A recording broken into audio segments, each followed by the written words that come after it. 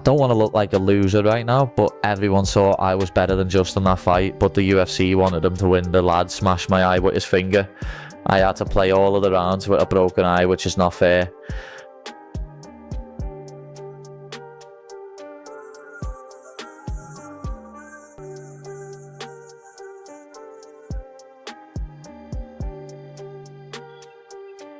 Do not get knocked. That Scalzer does not get knocked out. Hold on. My God.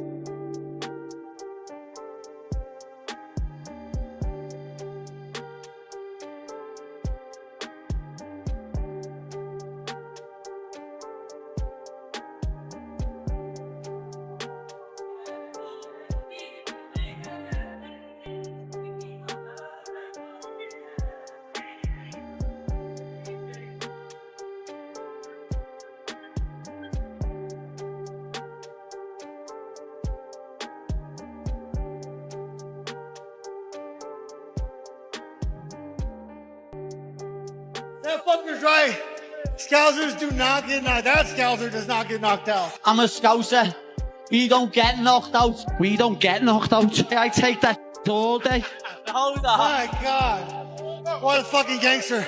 Obviously delivered in the main event, capped off with a war. Just give us your thoughts on Justin Gaethje and Paddy Pimblett delivering a 5-round battle. Yeah, I mean, what a couple. So Paddy Pimblett at the weigh-ins yesterday says, I'm going to knock this motherfucker out tomorrow. And I was like, that's interesting. And he never abandoned that game plan. Even when, he got dropped a couple times, I kept waiting for him. I'm like, he's eventually going to have to shoot and try to submit him. Now I didn't know Paddy Pimblett had a chin like that till tonight. And, yeah, absolute dogfight in a war, and much respect to both guys. We haven't seen Justin yet, so we don't know what his status is physically. But, I mean, is the interim, is the unification fight have to be next? Or is there a case if he's hurt and needs to be out for a while? Apparently he's 100%. So we sent Paddy Pimblett straight to the hospital, and then we're going to send Gaethje too. And Gaethje's like, believe me, I've been in plenty of wars. I'm good. So as far as we know right now, he's healthy. He took in and beat the bearded guy in a weight contest. Now that Paddy Pimblett and Justin Gaethje have gone head-to-head, the talk around this fight has clearly changed. What fans saw inside the cage did not play out the way most people expected before the fight. The gap between what was predicted and what actually happened is the main reason this bout quickly turned into one of the most talked about results in recent times. Sure there. You saw him do it to Michael Chandler. He's taken on the highlight, Justin Gaethje. 26 wins, 5 losses, 20 KOs. The dude fucking KOs people. Early on, he'd calf kick the fuck out of people. He'd calf kick people where they couldn't take it anymore. He had many TKOs from calf kicks alone. The guy is just a dense fucking ball of muscle, built for fighting, 37 years old now. He's crumpled people with his left hook. He's crumpled people with his right hand. Paddy Pimblett is going to have to be very careful throwing his flurries on Justin Gaethje. Justin Gaethje will sit down and rip a left hook, or sit down, drop his head, and launch a right hand.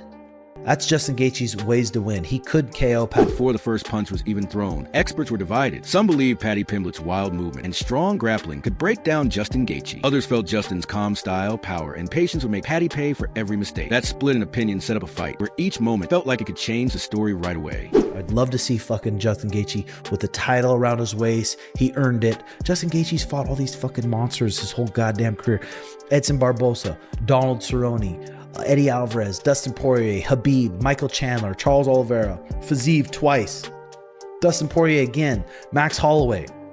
Like, holy shit. He's fought the elite. So I'd love to see Justin Gaethje get it done. If I had to put, this is hard. If someone gave me $10,000 to bet with and they said, hey, put it on who you think's going to win. God. I'm going to say 60-40. 60-40, 40% chance that Justin Gaethje knocks Paddy Pimblett out. Hits him on his chin. When Paddy Pimblett's flurrying, hits him right on his fucking, hits him right on the scouser chin. Bunk. Gets dropped. 40% chance, I think. 60% chance this fight, Justin's not able to find him. It's a little bit, it's like a spastic, weird style. He's not able to find his chin. If Paddy Pimblett puts him on his back, it's going to be a long night for Justin Gaethje. Tim Welch broke down the matchup by looking at damage and timing. He focused a lot on Justin Gaethje's calf kicks and counter shots, explaining how early damage to the legs affects posture, movement, and defense. He also pointed out that Paddy Pimblett's aggressive rushes often left openings, and a calm striker like Justin only needs one clean moment to take advantage. At the same time, Tim Welch noted that as the fight went deeper into the round, it naturally moved towards scrambles and chaos. In those moments, Paddy Pimblett's confidence, grappling awareness, and comfort fighting off his back opened clear paths to winning, making the fight feel like a smart risk instead of a wild gamble. Younger, will youth be served with Pimblett? Maybe. Gaethje, experience, good striker. He's well-rounded everywhere, but he's got to use the assets of a smaller guy. We've seen it, where you got to box, you got to use your legs, you got to set traps. You know, he's got the capability of doing that. Outmaneuver, outflank Pimblett. You know, Pimblett, let me tell you, he has improved a lot over the last 2 years. He really has, bud. He has gotten better. He's gotten more. You could see he's come into his own. Confidence-wise, physically, he's in great shape. They usually all are. But he's improved. His striking has improved. He's a good wrestler, grappler. But he loves to strike. That's what's going to make this fight really interesting and good. They're both going to strike. I mean, for the most part, they're both going to strike. Teddy Atlas looked at the fight from a strategy view. He stressed that Justin Gaethje needed footwork, angles, and control, not long trades at close range. He also pointed out how much Paddy Pimblett has grown both physically and mentally, becoming stronger, calmer, and more at ease during long exchanges. While he praised Justin Gaethje's experience, Teddy Atlas still leaned toward Paddy Pimblett. He felt that youth and momentum often show up late in fights, especially when fighters get tired. He also believed Paddy had more space to adjust round by round without losing his style or breaking under pressure. I think youth might be served here. But I would go with the over on this because I think the over-under is like 2.5 rounds. How many? 2.5 rounds over minus 115. All right, listen. Again, we have a pretty good record here, but, you know, I mess up once in a while.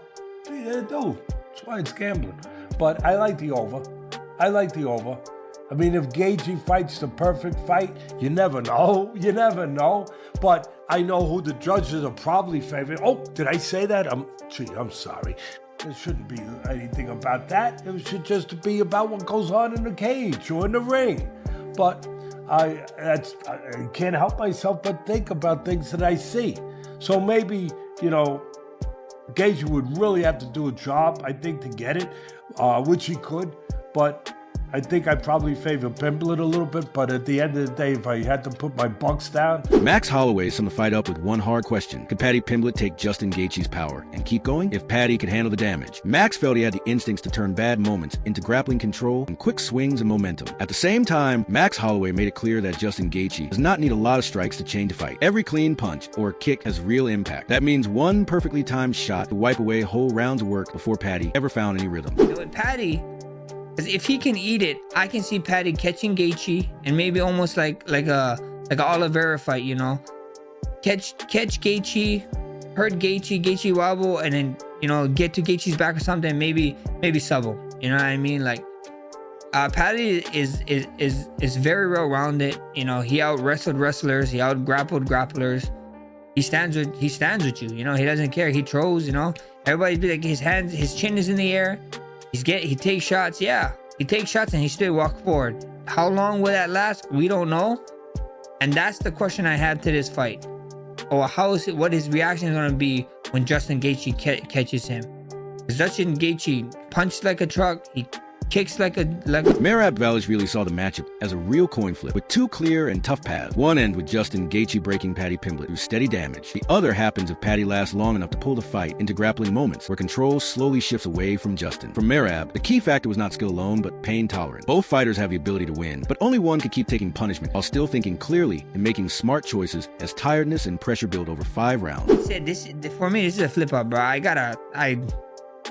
I'm not surprised if any of these guys win, because I can see 2 clear paths to these guys winning. I can see Gaethje catching Paddy, putting him down, finishing him. Then I can see Pimblett catching Paddy, Pimblett catching Gaethje, maybe knock him out or hurt him enough to where he can get a submission. I think so. Paramount, the UFC did a really great really great job of putting this first Paramount card together. From the main card, the first main card fight, to the main event is sick. It's gonna be action-packed, and you fans are gonna love it. The new fans are gonna love it. I mean, Gaethje is just violence. Paddy Pimblett doesn't run away from violence. It's gonna be a fun fight. Like I said, I don't know who to choose. I'm not choosing no one. I see both guys. I think this is a coin flip. I think whoever can endure the more damage is going to win this one. Demetrius Johnson focused on Paddy Pimblett's need to stay hard to read. He explained that constant threats, scrambles, and creative entries could force Justin Gaethje into defense, where small position mistakes might quickly lead to submissions or long control. Demetrius also noted the gap in experience without downplaying Paddy's skill. He stressed that once positions are set, names no longer matter. At that point, technique matters most, and Paddy's success on the ground comes from timing and creativity, not who he is facing. But with that being said, let me get to the keys of victory for both these guys. When you look at Paddy Pimblett, keys of victory Paddy Pimblett has got to be dynamic. We're starting to see Paddy Pimblett become more comfortable inside the octagon. So the key victory number 1 for Paddy Pimblett is be dynamic, meaning that if Justin Gaethje puts you against the cage, don't be scared to do a flying triangle. If Justin Gaethje tries to go for a dump, go for a Kimura, because 9 out of 10 times when he does that, he's able to turn it into something that favors him in the fight. Key number 2, grapple. When you look at Justin Gaethje's past fight, when people grapple him that have a good grappling ability, he seems to have hard times with grapplers, where people, when people drop him, Charles Oliveira dropped him, he crossed the void, jumped on him, got his back, submitted him with a rear naked choke. You look when he fought Habib took him down, passed his guard, mounted him, got a triangle from top and rolled to his back. Now I feel like Paddy Pimblett has that grappling ability that can oppose some problems to Justin Gaethje. This view was built on preparation and freshness. The belief was that a slower fight schedule gave his body time to fully heal and his mind time to stay sharp. That made him a very dangerous matchup for someone used to long, hard striking battles. When all expert views are looked at together, one thing stands out. Almost no one expected a safe or easy result. Every breakdown pointed to the same truth. One mistake, one scramble, or one clean shot was always going to decide the fight. Now that the fight is over and the result is final, the talk shifts from guessing to looking back. Fans are left asking if their expectations match what they saw, or if Paddy Pimblett and Justin Gaethje once again proved that certainty does not exist when skill, violence, and will meet at this level.